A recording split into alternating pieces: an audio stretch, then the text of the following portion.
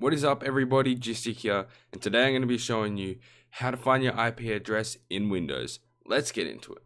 Okay guys, so today I'm going to be showing you two methods. Here's the first method.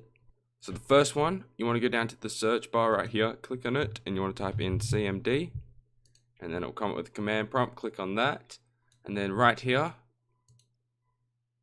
you want to type in ipconfig, and then press enter. And then it will show you all your IP addresses right here. I've blurred them out for the sake of my privacy. So yeah, that is the first method, and here's the second method. So what you want to do is open up Google Chrome. Then you want to go to the website what's my IP address.com.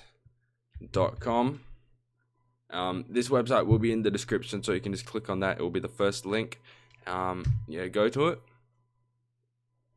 and then it will show you your IP address and whereabouts you are located.